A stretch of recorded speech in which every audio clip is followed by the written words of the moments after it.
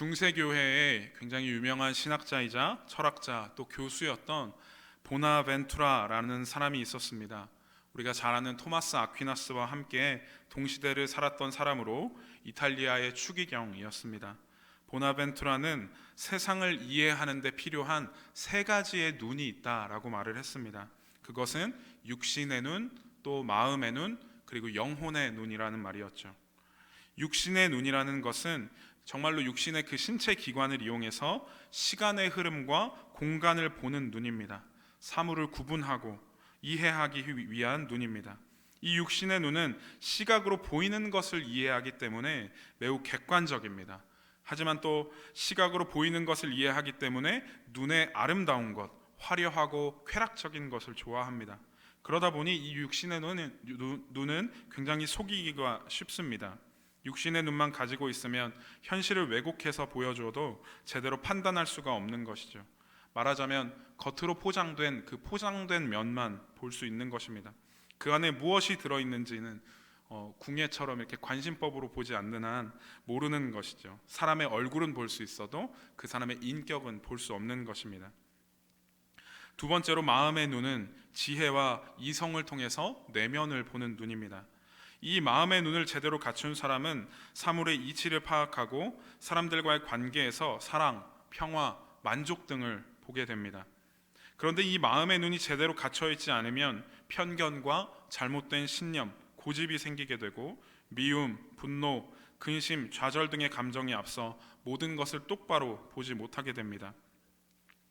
육신의 눈, 우리가 가지고 있는 이 눈을 보정해 주는 것이 있다면 안경이나 렌즈 같은 것이 있겠죠. 그렇듯이 마음의 눈을 보정해 주는 것이 있습니다. 그것은 바로 윤리와 도덕입니다. 이것은 내 고집과 편견을 바로잡아주고 올바른 마음을 가지도록 도와주긴 하지만 이 마음의 눈도 한계가 있습니다. 어떠한 이해관계에 따라 마음이 시시각각 바뀌는 것을 경험하게 되는 것이죠. 사람과의 사랑, 우정, 여러 감정들이 시간의 흐름을 따라 변하기도 하면서 마음의 눈은 점점 시력을 잃어가고 잘못된 신념이 이 눈을 잠식하게 됩니다. 이렇기 때문에 이 마지막의 눈, 영혼의 눈이 필요한 겁니다. 이 영혼의 눈을 뜨지 못하면 육신의 눈과 마음의 눈이 있어도 불완전한 것이죠. 영혼의 눈은 시시각각 바뀌는 세상과 내 마음보다 변하지 않는 것을 보게 하는 눈입니다. 바로 살아계신 하나님의 것을 보게 하는 눈이죠. 영원히 변하지 않으시는 하나님의 나라, 하나님의 말씀이 육신으로 오신 예수 그리스도를 보는 눈이 영혼의 눈입니다. 이 영혼의 눈으로 영원한 것을 보고 그 상태로 나의 기준을 영원한 곳에 두고 이어서 진실된 마음으로 사람을 보며 육신의 눈으로 내가 있어야 할 곳, 내가 가야 할 곳을 정하는 것이죠. 모든 눈이 다 중요하지만 가장 중요한 것은 영혼의 눈입니다. 오늘도 영원하신 하나님의 말씀을 통해 하나님께서 우리의 영혼의 눈을 뜨게 하시기를 축복합니다. 오늘 말씀의 배경인 고린도 교회에는 우리 여러분들도 굉장히 잘 아시다시피 가장 큰 문제가 있었는데 당파 싸움이었습니다. 누구는 바울 편, 누구는 아볼로 편, 누구는 베드로 편, 누구는 그리스도 편으로 나뉘어서 싸우고 있는 것이죠. 왜 그런 당파 싸움이 있었는가를 보면서 오늘 말씀을 보면 좀 이해하기가 쉬울 것 같습니다. 당시 헬라 문화 아래에 있었던 사람들은 제일로 여기는 것이 바로 지식이었습니다.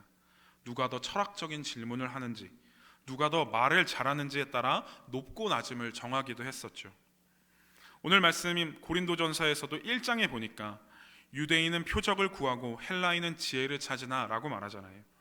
그 사상이 그리스도인이 된 헬라인들에게도 여전히 남아 있었던 겁니다. 그냥 말 잘하는 사람이 최고였던 거예요. 바울은 말이 어눌했다라고 말하지 않습니까?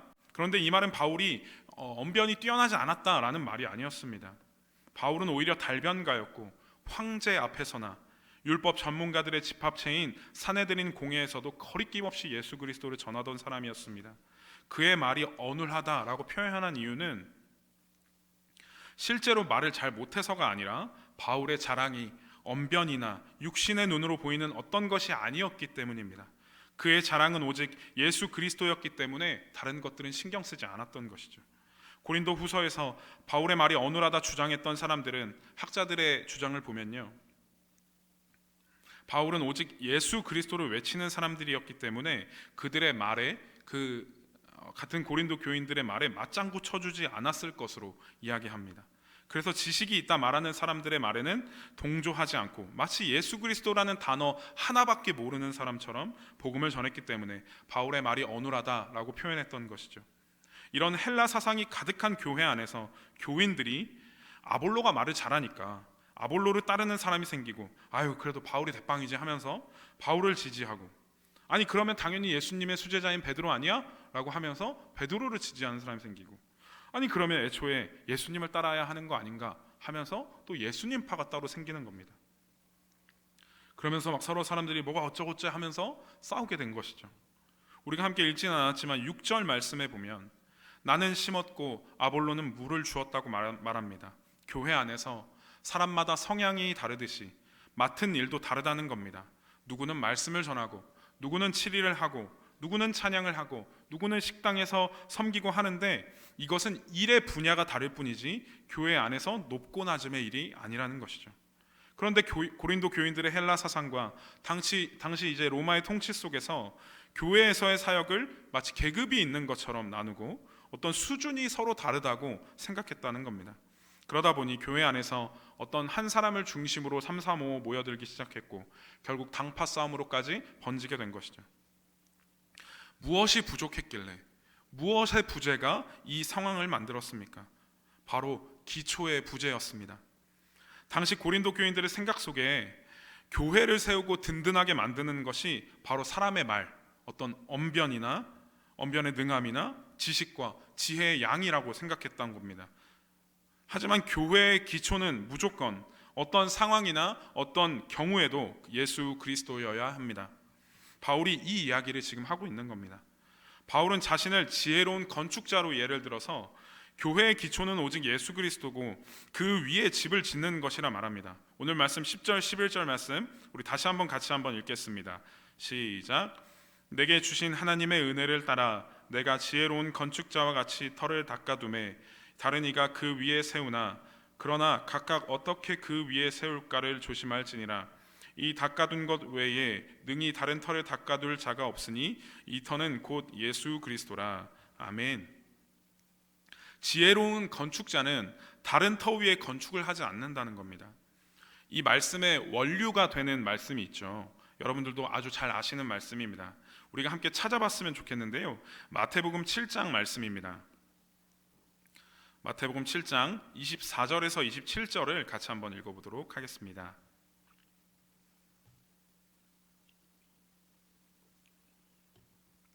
마태복음 7장 24절에서 27절 함께 읽겠습니다. 시작.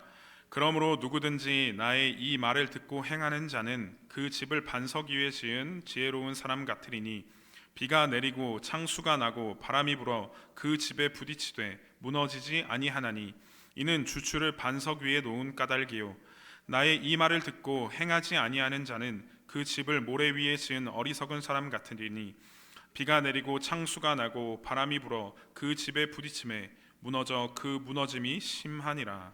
아멘. 예수님께서 이 말을 해주시면서 지혜로운 자는 누구라고 말씀하십니까? 반석 위에 집을 지은 사람이죠.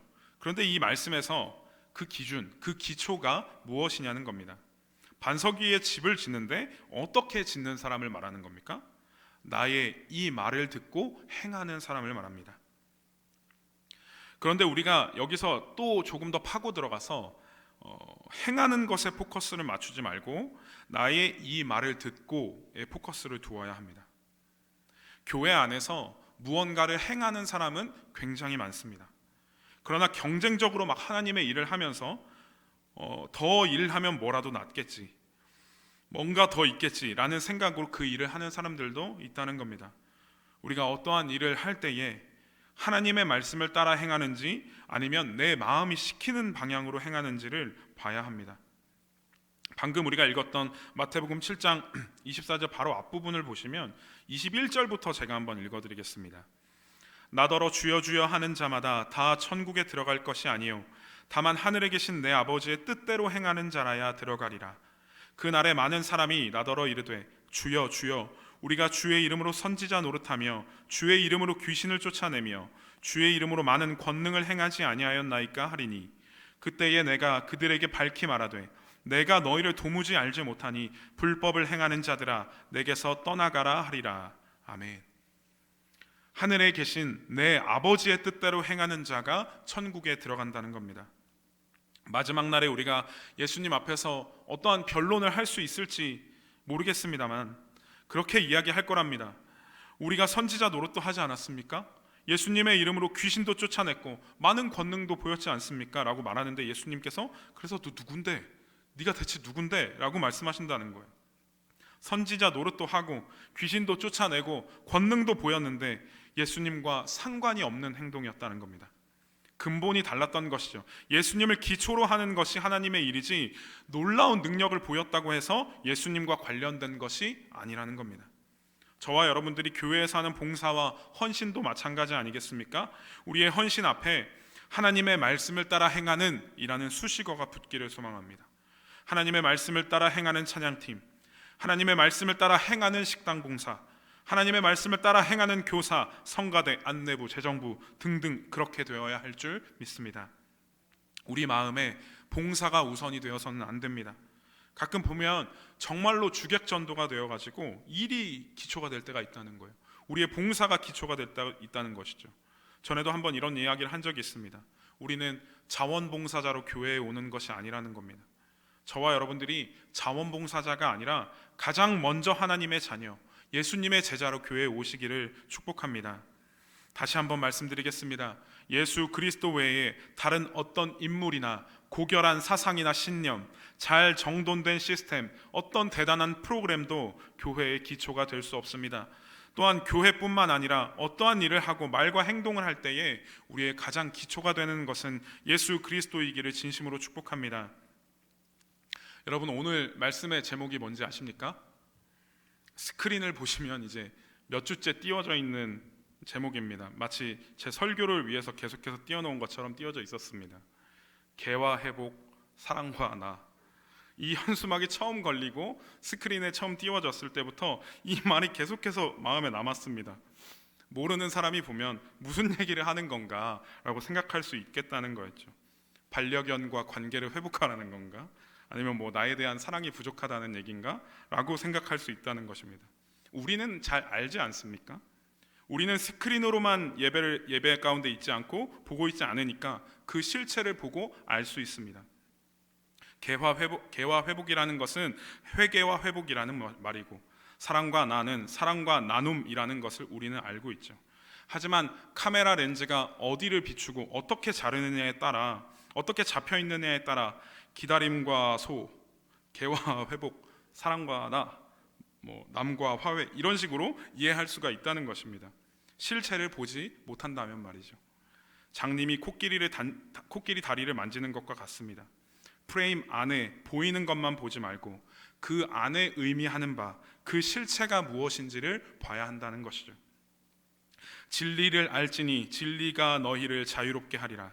진리와 자유, 이 두 단어만 놓고 본다면 그렇게 서로 관계가 없는 말같이 보입니다. 하지만 성경에서 이 두 단어를 연결한 이유가 있다는 것이죠. 참된 진리만이 참된 자유를 준다는 것입니다. 그런데 예수님께서 내가 곧 진리다 라고 말씀하셨습니다. 그렇습니다. 오직 예수님이라는 실체만이 우리에게 참된 자유를 허락하시는 것이죠. 어떤 사람은 초승달을 좋아하고요, 어떤 사람은 보름달을 좋아합니다. 또는 얄쌍하게 휘어진 손톱달을 좋아하는 사람들도 있죠.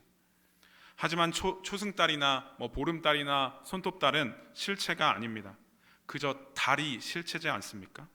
눈에 보이는 것만으로 어떤 사람은 달이 가늘게 휘어졌다 말하고, 어떤 사람은 달이 동그랗다 말할 수 있겠지만, 달의 실체를 본 사람만이 달은 구의 형태를 가지고 있다라고 말을 하는 것이죠.